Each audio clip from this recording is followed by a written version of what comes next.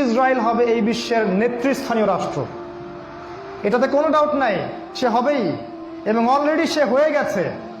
সে প্রায় 90% সফল, আর 10% বাকি আছে। এটা খুব অল্প সময়ের মধ্যেই হয়ে যাবে।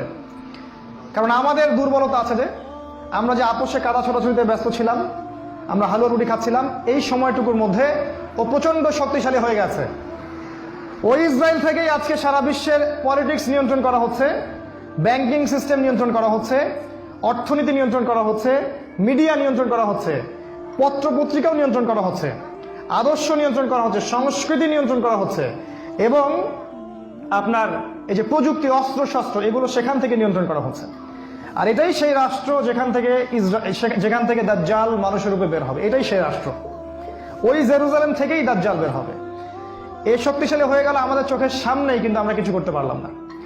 এই যখন শক্তিশালী হয়ে গেছে, তখন সামনে একটা মহাযুদ্ধ লঞ্চ করবে, যেখানে ৮০টা দেশ পৃথিবীর একত্রিত হয়ে যাবে এবং প্রত্যেকটা দেশের আন্ডারে থাকবে ১২,০০০ করে সৈন্য। এবং এই যুদ্ধে প্রত্যেক ১০০ জন সৈনিকের মধ্যে ৯৯টা সৈনিক মারা যাবে এই যুদ্ধে। এটা হবে পারমাণবিক যুদ্ধ, আপনার সামনেই করানো আছে। এরা যে স্বপ্ন দেখায় ভিশন 20, 30, 50, 100, এগুলো সব বোগাস। এতদিন পর্যন্ত এই ওয়ার্ল্ড আর সার্ভাইভ করবে বলে আমরা মনে করি না। আল্লাহু আ'লাম বিসওয়াব, আল্লাহ পাক ভালো জানেন। আমাদের রিসার্চ হচ্ছে এতদিন পর্যন্ত ওয়ার্ল্ড সার্ভাইভ নাও করতে পারে, না করার সম্ভাবনা 95%।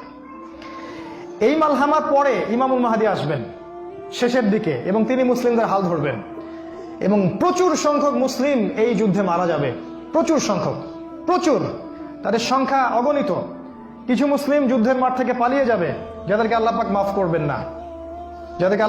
করবেন না, আর অল্প কিছু মুসলিম বাকি থাকবেন, যাদের হাতে আল্লাহ রাব্বুল আলামিন এই যুদ্ধের শেষের দিকে গিয়ে বিজয় দান করবেন ইনশাআল্লাহ।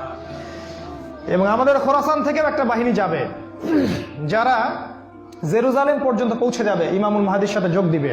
পৃথিবীর কোনো শক্তি, নবীজি বলেছেন, পৃথিবীর কোনো শক্তি তাদের পথে বাধা হয়ে দাঁড়াতে পারবে না।